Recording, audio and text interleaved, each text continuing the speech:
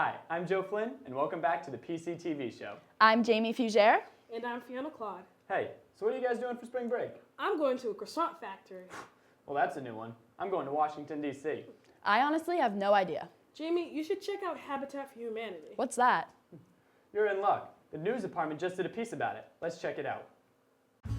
Hi, I'm Sarah Davis from PCTV News. Today we're interviewing Emily Dorenzo from Habitat for Humanity. So Habitat for Humanity at Providence College has grown greatly through the years. It's become one of our #1 activities in campus ministry. This year we're sending, I believe, 140 students to go all across the East Coast. We have students going to Maine, Connecticut, New Jersey, and Pennsylvania. I'm going to Catania, Pennsylvania with a group of 10 and then another group of 10, so there'll be 20 of us from Providence College there. My favorite part of Habitat is meeting the people at the places we go to. I've been to North Carolina and New Jersey so far, and I've met the nicest people there. I do like building. It's fun to learn new things, but the best part has to be meeting all different people. So I first got involved in Habitat because I had heard of it, and I had heard of the good work that they do, and I always wanted to be involved. And instead of going home on spring break, I thought I could do something that would benefit others, and Habitat was a really great option here at our school. My freshman year, we sent over 240 people of our students to different places, and it was something that I had heard about was a really great thing that our school did, so I decided to get involved. So all students at PC can get involved. All you have to do is find out when the deadline to apply is, fill out an application, talk about why you want to join Habitat and what it means to you, and you're on your way. This is Sarah Davis from PCTV News. Thanks for tuning in. See you next time. Wow, that looks like some hard work.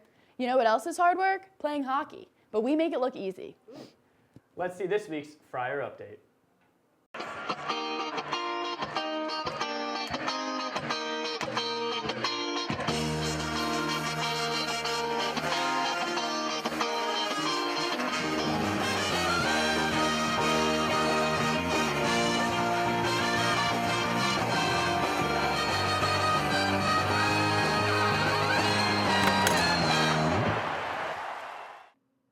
Welcome to Friar Update. Along with Kyle Edmonds, I'm Wesley Trask. The women's ice hockey team struggled during the final 2 weekends of the season, posting 4 consecutive losses. On February 21st against Vermont, despite scoring 2 goals in the third period to tie the game, a Catamount goal with just over a minute to play in regulation downed the Friars by the score of 3-2. The following afternoon, the Friars honored seniors Stephanie DeMars, Haley Frade, Beth Hanrahan, Susie Lundeen, Allison Micheletti, and Brooke Simpson in the final home game of their careers. Despite a furious final 5 minutes where the team nearly erased a 2-goal deficit, the Friars again fell to the Catamounts 3-2. The following weekend, the team traveled to Chestnut Hill to take on juggernaut Boston College in the Hockey East playoffs. The top-ranked Eagles proved too much of a match as they swept the 2-game series against the Friars by the scores of 6-2 and 8-0 to end the Friars season. The men's hockey team fared much better to conclude the regular season. On February 27th, after quickly erasing a 1-goal deficit in the first period, the Friars rolled over Maine, defeating the Black Bears 5-2. Senior Shane Luke and freshman Brian Pino scored a goal and 2 assists each. In his 100th career appearance for the Friars, junior goaltender John Gillies made 19 saves. The following night, the Friars again downed Maine by the score of 5-2, on the strength of Shane Luke's second game-winning goal in as many nights. Junior Nick Saraceno also added 2 goals in the victory. With its 20th and 21st wins on the season, the Friars tied a program record for most wins in a season. The series sweep, which extended the team's winning streak against Maine to 6, also secured second place in Hockey East for the Friars, along with a first-round bye in the Hockey East tournament. The Friars, ranked 10th in the USCHO poll, will next play on March 13th as they host a quarterfinal series at Schneider Arena.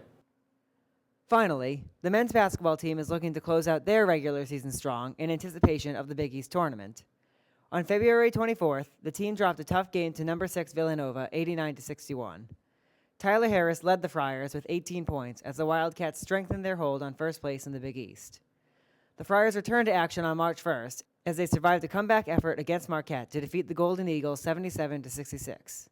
Senior LaDonte Henton scored 25 points and recorded 15 rebounds, including the 1,000th of his career, to pace the Friars.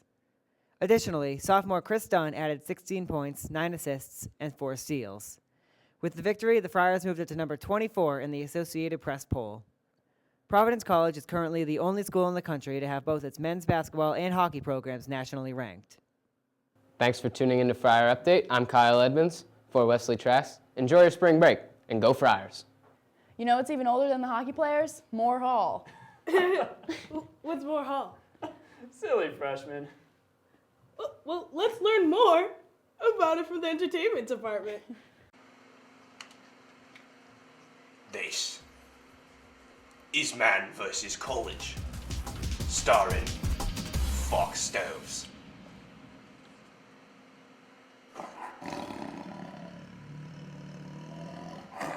Today, on Man vs. College, we'll be exploring the ancient ruins of Moore Hall, one of the oldest buildings in PC.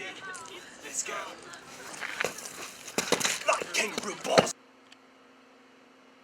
The ancient mosque hit me like a dingo smack as I entered the ancient ruins. It was quite beautiful, but quite old and very dark. Strange primitive technology lay scattered about, untouched for what I assumed were centuries. There were even some forbidden zones of great secrecy in which I dared to look into. This is Hall 2, one of the oldest halls in Moore Hall. Scary. Really need a flashlight for this. Ah! Alright, let's go.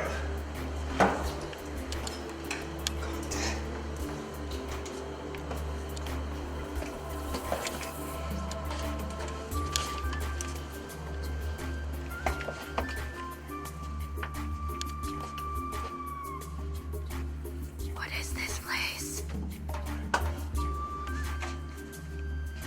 I think this is where people sat. In essence, the scribe would stand up here, and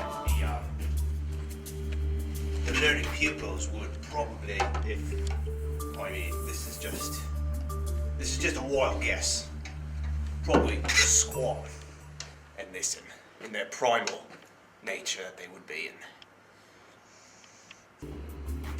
Dangerous was an understatement to describe the treacherous architecture in Moore. I was forced to traverse the obstacles that tested the very pinnacle of my athletic abilities as a human being. This might have been the very first wheel. My guess is based on this primitive technology that this place is pretty much old as, I would say, 1970 BC. There was so much to explore in such little time. The grand room, despite its vast open area, contained many hidden crevices and tunnels. I refused to let my camera woman follow me into these passages. It would be far too dangerous. It was quite claustrophobic at times, but I managed.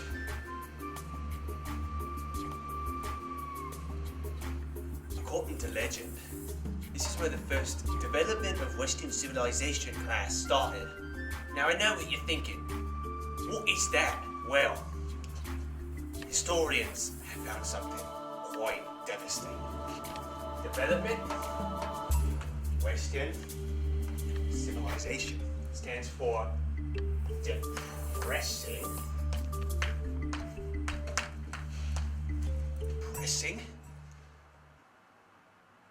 class of woe. We found some ancient hieroglyphics. 420. Well, the Mayans believed that 420 was the date of the apocalypse. Of course, they were wrong. Blood. Looks like this could have been a sacrificed altar. Civ sucks. Pretty self-explanatory. Next time on Man vs. College, watch me drink my own urine.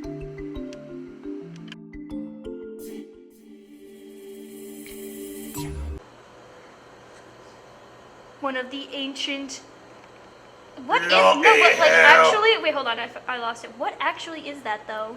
It's some sort of, if I'm correct in my biology lessons, it's a bug. What kind of bug? Well, it's got a lot of legs.